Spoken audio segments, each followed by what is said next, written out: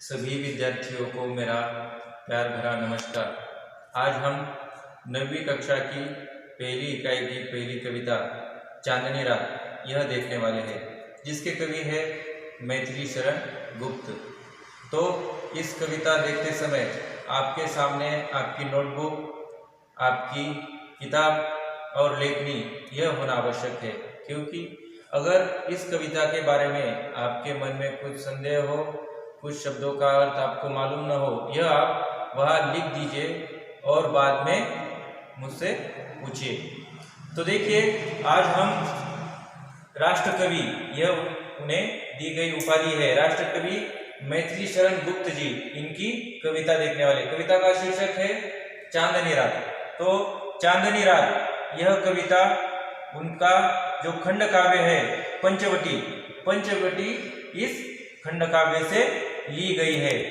तो देखिए, पंचवटी यह खंड काव्य रामायण इस महाकाव्य का छोटा सा अंश, यानी कि जब प्रभु रामचंद्र वनवास के लिए दंडकारण्य से यहाँ से गुजर रहे थे, तो कुछ दिनों के लिए उन्होंने पंचवटी, यह का स्थित है शहर, यह नासिक में, तो नासिक में वह कुछ दिन रहे थे और वो जहाँ रहे थे उसका मनोहरम प्राकृतिक सौंदर्य, इसका वर्णन कवि मैथिली शरण गुप्त जी ने इस कविता में किया है।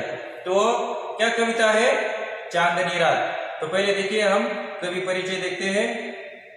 तो मैथिली शरण गुप्त जी का जन्म 3 अगस्त 1886 चिरगांव झांसी, यानी वर्तमान उत्तर प्रदेश में इनका जन्म हुआ है। तो मृत्यु देखिए 12 दिसंबर 1964 को इनकी मृत्यु हुई है। तो यह एक खड़ी बोली के महत्वपूर्ण कवि माने जाते हैं। तो खड़ी बोली एक यह हिंदी की उपबोली है, खड़ी बोली, जिससे खड़ी बोली हिंदी का उगम हुआ है। तो देखो, उनकी कविता में मानवीय संवेदना और उपेक्षित नारी के प्रति समानवादी दृष्टिकोण, यह उनकी कविता का मुख्य स्वर रहा है। यानी कि उनकी कविता में जो ऐतिहासिक हो, पौराणिक हो, जो नारी का दृष्टिकोण है वह तुच्छता का रहा है। वह उस नारी को समाज में अच्छा दृष्टिकोण देने का प्रयत्न मैथिली शरण गुप्त जी ने किया है। तो देखो, उनकी प्रमुख कृतियां कौन सी है? साकेत यह उनका महाकाव्य है। महाकाव्य यानी ऐसा काव्य जिसमें किसी भी घटना का विस्तृत वर्णन किया गया हो, वैसा महाकाव्य। यानी किसी भी व्यक्ति के जीवन का, यानी जन्म से लेकर मृत्यु तक का पूरा वर्णन, यानी जो घटनाएं घटित होती है उसका सिलसिला उसमें रहता है। जैसे कि रामायण में देखो कितने कांड है? 7 कांड यानी अध्याय। तो इस प्रकार रामायण यह क्या है? महाकाव्य। उसी प्रकार इनका साकेत यह महाकाव्य है। तो देखिए, यशोधरा, जयद्रथ, पंचवटी, भारत भारती, यह उनका खंड काव्य है। तो खंड काव्य यानी क्या? महाकाव्य में जैसे किसी व्यक्ति का पूरे जीवन का उसमें परिचय दिया जाता है, उसी प्रकार खंड काव्य में किसी एक व्यक्ति के एक ही अंग का, यानी किसी एक ही घटना पर जो आधारित है। जैसे कि पंचवटी इस खंड काव्य से चांदनी रात यह कविता, यानी कि पंचवटी में जो प्राकृतिक सौंदर्य उस रात में हुआ था, इसका वर्णन इस कविता में कवि ने किया है। तो देखो, खंड काव्य यानी इसमें मानव जीवन की किसी एक ही घटना या प्रसंग का वर्णन होता है, यानी प्रासंगिक कथाओं को इसमें स्थान नहीं मिलता। जैसे कि महाकाव्य में एक कविता काव्य के साथ साथ, एक घटना के साथ साथ अन्य कई उपघटना उसमें जुड़ी होती है। तो खंड काव्य एक ही घटना पर आधारित होता है। तो देखो, प्रस्तुत अंश पंचवटी खंड काव्य से लिया गया है। प्रकृति की छटा का मनोहरम दृश्य इस कविता के माध्यम से कवि ने दिखाया है। तो इस कविता का भावार्थ क्या है? देखो, चांदनी रात हुई है, पूरी इस पहाड़ी पर, वह पंचवटी यह क्षेत्र वह पूरा पहाड़ी इलाका है, पूरी पहाड़ी पर यह चांदनी रात ऐसा तारों की ऐसी चादर बिछी है मानो वह अंबर के तारे पूरे इस पहाड़ी पर इधर उधर जलथली में बिखरे हुए हैं। इस प्रकार का दृश्य वहां दिखाई दे रहा है। उसी प्रकार वहां लक्ष्मण जी एक बड़ी शिला है, उस पर बैठे हैं, उनका वहां कुछ दिनों के लिए निवास रहा है, इसलिए उन्होंने वहां एक कुटी बनाई है और कुटी के सामने एक बड़ी शिला है, उस पर लक्ष्मण जी बैठे हुए और वे किस तरह दिखाई दे? कुसुमायुध यानी अनम, कामदेव यानी सुंदर पुरुष, एक सुंदर पुरुष की तरह वह खड़े हैं और ऐसे खड़े हैं मानो एक धीर वीर योद्धा धनुर्धर लेकर वहां खड़ा है और वहां से उनका यौवन का दृश्य मनोहरम दिखाई दे रहा है। इस प्रकार का वर्णन इस कविता में किया है। तो देखिए, हम पहले कविता का पठन करते हैं। चारों चंद्र की चंचल किरणें खेल रही है जलथल में, स्वच्छ चांदनी बिछी हुई है अवनी और अंबर तल में। पुलक प्रकट करती है धरती हरित तृणों की नोकों से, मानो झूम रहे हैं तरुबी मंद पवन के झोंकों से। क्या ही स्वच्छ चांदनी है यह, है क्या ही निस्तब्ध निशा, है स्वच्छंद सुमंद गंध वह, निरानंद है कौन दिशा। बंद नहीं अब भी चलते हैं नियति नटी के कार्यकला, पर कितने एकांत भाव से, कितने शांत और चुपचाप। है बिखेर देती वसुंधरा मोती सबके सोने पर, रवि बटोर लेता है उनको सदा सवेरा होने पर। और विराम दायिनी अपनी संध्या को दे जाता है, शून्य क्षाम तनु जिससे उनका नया रूप छलकाता है।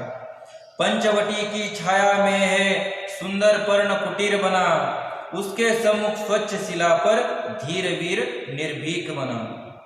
जगा रहा यह कौन धनुर्धर जबकि भुवन भर सोता है, भोगी कुसुमायुध योगी सा बना दृष्टिगत होता है। दृष्टिगत यानी दिखाई देना। तो देखो, हम पहले से देखते हैं। चारों चंद्र की चंचल किरणें खेल रही है जलथल में। तो देखो, चंद्र की किरणें, यह घना अंधेरा है और उसके बाद यहाँ चंद्रमा का आगमन हुआ है। तो पूरी सृष्टि में क्या हुआ है? पंचवटी की उस सृष्टि में चांदनी बिछी हुई है। वह कैसी दिख रही है? चंचलता, यानी कि जब जल ऐसा बह रहता है तो बहते समय वह चांदनी जलथल में मानो जैसी खेल रही है, ऐसा दिखाई पड़ता है। स्वच्छ चांदनी बिछी हुई है अवनी और अंबर तल में, यानी कि पूरे अंबर यानी आकाश, पूरे आकाश में ऐसी चांदनी बिछी हुई है। और वैसे भी जलथल यानी कि जब सभी जगह पानी हुआ और उसमें वह चांदनी जैसे अंबर में बिछी हुई है वैसी नीचे दिखाई दे रही है। तो देखो, पुलक प्रकट करती है धरती हरित तृणों की नोकों से, मानो झूम रहे हैं तरुबी मंद पवन के झोंकों से। तो इस बारिश के मौसम के कारण वह सभी ओर हरियाली छाई है और नया तृण यानी गवत, तो सभी ओर तृण फैला हुआ है और वहां से एक मंद ऐसी वायु यानी वारा, मंद वायु वहां से बह रही है और उसके बहने के कारण यह जो तृण है वह हिलोरे ले रहा है, इधर उधर हिल रहा है। इस प्रकार का दृश्य वह कवि ने देखा है। क्या ही स्वच्छ चांदनी है यह, है क्या ही निस्तब्ध निशा, है स्वच्छंद सुमंद गंध वह, निरानंद है कौन दिशा। तो यह चांदनी रात किस प्रकार दिख रही है? एकदम स्वच्छ, और निस्तब्ध, निस्तब्ध यानी नीरव, नीरव शांतता यानी किसी भी प्रकार की कोई सजीव पशु पंछी की हलचल नहीं है, एकदम स्वस्थ सब वहां दिखाई दे रहा है स्वच्छंद सुमंद गंध और इसमें एक गंध यानी वायु बह रही है। तो देखो, बंद नहीं अब भी चलते हैं नियति नटी के कार्यकलाप, पर कितने एकांत भाव से, कितने शांत और चुपचाप। देखो, रात का समय है, सभी पशु पंछी अपने घर गए हैं, वहां कोई भी नहीं है इन चांदनी और तृण के सिवाय, यानी कि यह तृण इतनी शांत रात में वह मंद पवन के झोंकों से हिलोरे ले रहा है, इधर उधर हिल रहा है, और यह वह एकदम निस्तब्धता यानी एकांत शांतता वह दिखाई पड़ती है। और कवि कहते हैं, देखो, नियति, नियति यानी पृथ्वी संसार, नियति यानी जो शुरुआत सिलसिला, यह नियति का सिलसिला रात होने के समय भी, कार्यकलाप यानी गतिविधि, यानी कि रोज के मर्रा के जीवन में हम जो कार्य करते हैं उसी प्रकार रात को भी इस चांदनी रात का यह कार्य शुरू हुआ है। तो देखो, है बिखेर देती वसुंधरा मोती सबके सोने पर, रवि बटोर लेता है उनको सदा सवेरा होने पर। तो जब रात होती है तो चांदनी के रूप में मोती क्या करता है, आकाश पूरी तरह फैलाता है। वसुंधरा यानी यह पृथ्वी संसार, यह प्रकृति में इस चांदनी रूप के मोती को बिखेर देती है। उसी प्रकार है बिखेर देती वसुंधरा मोती सबके सोने पर, रवि बटोर लेता है उनको सदा सवेरे होने पर। और चांदनी रात कब खत्म होती है, जब सूरज पूरब की दिशा से ऊपर आता है, तब रवि यानी सूरज इन सब चांदनी को बटोर यानी एकत्रित कर लेना, मानो ऐसा सुबह होने पर होता है। यह कौन करती है, वसुंधरा। और विरामदायिनी अपनी संध्या को दे जाता है, शून्य श्याम तनु जिससे उसका नया रूप छलकाता है। और इस विश्रांति के बाद पुनः यह रात होती है, दिन होता है, और पुनः इन क्रियाओं का चलन होता है। शून्य श्याम तनु जिससे आप उसका नया रूप छलकाता है। और हर दिन इस प्रकार यह दृश्य देखने को मिलता है। पंचवटी की छाया में है सुंदर पर्ण कुटीर बना, उसके सम्मुख स्वच्छ शिला पर धीर वीर निर्भीक मना। तो इस पंचवटी की छाया में, पंचवटी जो नासिक में स्थित है, यह एक पौराणिक संदर्भ दिया है कवि ने यहाँ। तो पंचवटी के इस क्षेत्र में जब वे वहां रहे थे तो उन्होंने वहां एक कुटी बनाई थी उन्हें रहने के लिए। तो उस कुटी के सामने एक बड़ा पत्थर, उन्होंने वहां शिला यह शब्द प्रयोग किया है। तो उस पत्थर पर धीर वीर यानी धीर योद्धा की तरह धनुर्धर लेकर यह योद्धा कौन है, ऐसे कवि के मन में प्रश्न है।